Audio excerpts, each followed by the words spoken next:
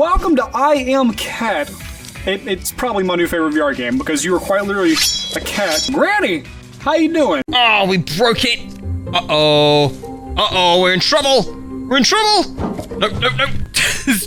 Out of here. Oh, shit. Grandma's coming. Oh, you got a pan. Get out of here, Grandma.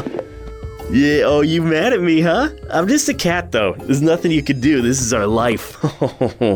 Grandma's gotta be pissed. Hey, Granny, did you check out my new golden claws? They look like this up close.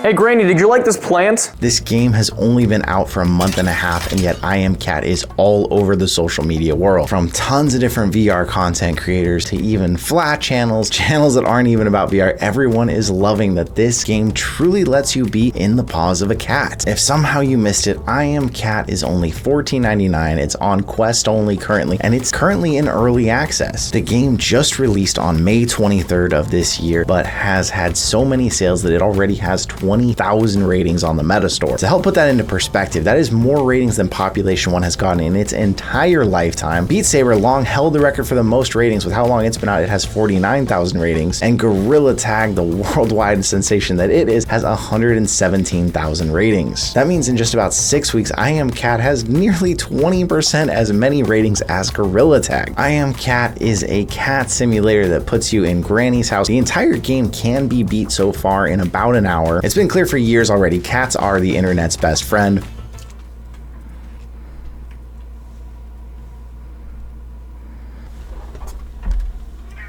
Come on here. No.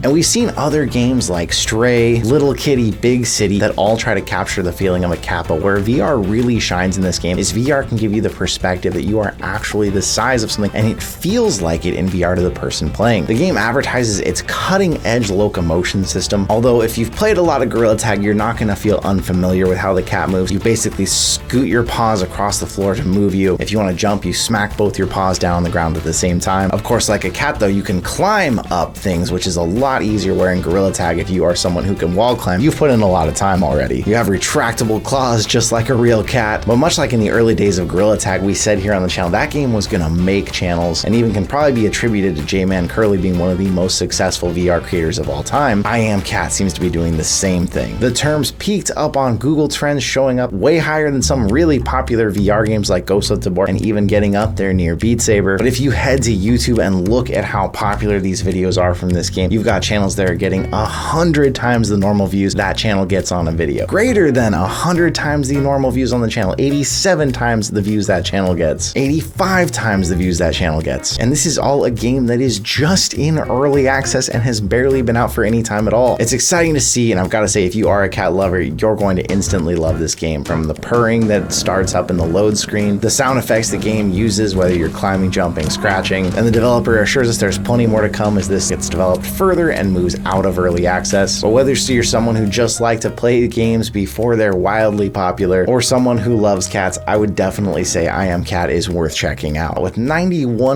5-star ratings, 7% 4-star rating, people saying it's the most amazing game, it just works so well in VR, they absolutely love it, it's exciting to play. And if you go try and look for the lower ratings, mostly it's people from early on that said that there were bugs and issues, and even in the updates it shows where there's been bug fixes and performance improvements. So if you're interested, I will leave a referral link down below that should save you some money on I Am Cat. I'm already maxed out on Quest Cash though, so I won't actually get anything if you go buy it. But what I'll also do, because I have so much Quest credit, is there'll be a giveaway we're gonna do where we'll give away 5 copies of I Am Cat to all of you out there. I've never talked to the developer, so I don't have codes from them, so this will be literally me buying it out of my Quest Cash for whoever wins. So make sure you hit up the comments and description so that you can see the instructions of how to get entered in that giveaway. It's wild how successful and popular Gorilla Tag has been all this time that it's spawned so many clones. So many games have tailored their movement based on what we all learned from how well Gorilla Tag actually was received. And they were recently in the news with some crazy huge numbers. $100 million in revenue, making it one of VR's most successful games, and even putting it successful in the realm that flat gaming would be considered. And its extreme success with its actual engagement, having 1 million daily and 3 million monthly active players. Roblox is considered one of the biggest games in the entire world with 63 million players daily, and Gorilla Tag being a VR game and as small as VR is still having 1 million daily players.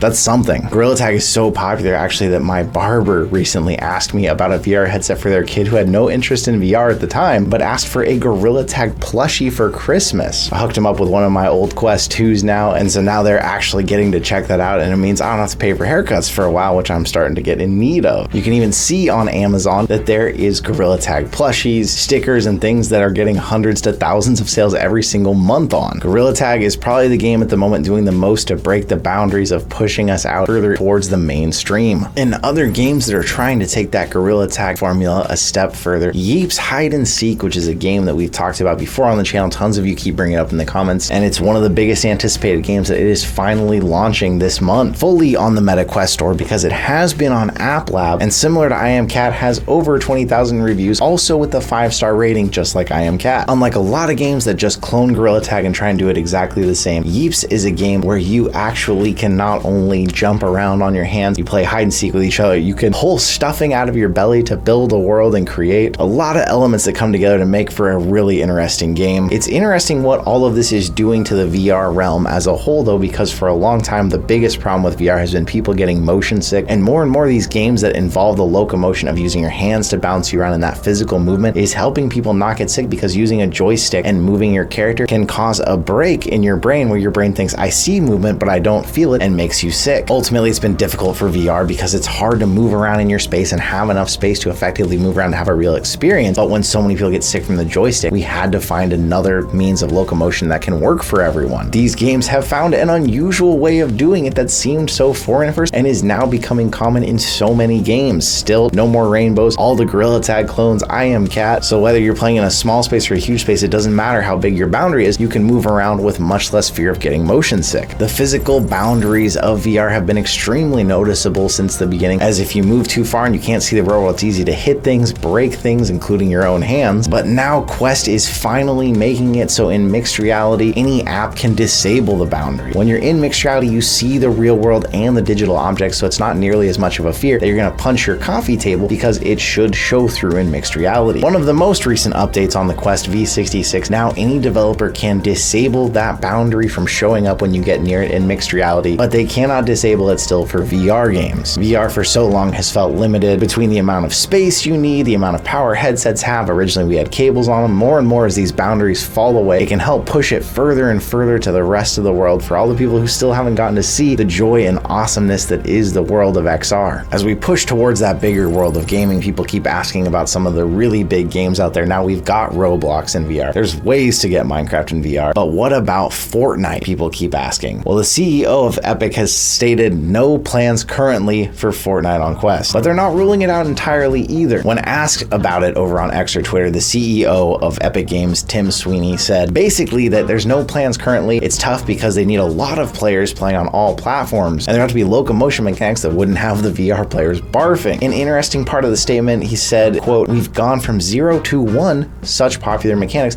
but it's not a critical mass yet," end quote. Which makes me wonder, is he talking about the same mechanic we've been talking about here of using your hands to force you through the environment as your locomotion? Are they considering some sort of weird Fortnite version that might use that mechanic? Population 1 does use the joystick and it can make people sick, but it also uses a climbing mechanic that uses your real hands to climb around, jump off, moving your arms out when you glide. So it is a game that, although there's intense motion, people have said that it is one of the ones that's less likely to make them sick. So it seems that VR needs to keep finding this mix of making you physically active while moving in the virtual world to make you not be sick. In the world of random games in VR, we can look forward to coming. A trailer has dropped for a game called Leroy, which isn't coming until later this year, but it's a VR mini game collection inspired by memes and WarioWare. Over 100 mini games inspired by internet culture. So if you've been a child of the internet, you're gonna notice even in this trailer tons of different references here. There's gonna be solo or online multiplayer with up to 6 people playing through this zany VR universe. They say the game requires quick reflexes, so when you're thrust into a mini game, you gotta quickly figure out what you're gonna do to try and get through it. And as someone who can't wait to race with space cats, I'm actually looking forward to this one. So we've got more in the future to look forward to in the world of VR gaming. There's actually gonna be a video we're dropping here tomorrow talking about a bunch of the games this month that you can look forward to checking out. But let me know out there, what else are you looking forward to later this year? Big games, we got Batman, Alien. Is there free games, or are you just so busy with some of the games that are currently out you don't even have time to check out anything new?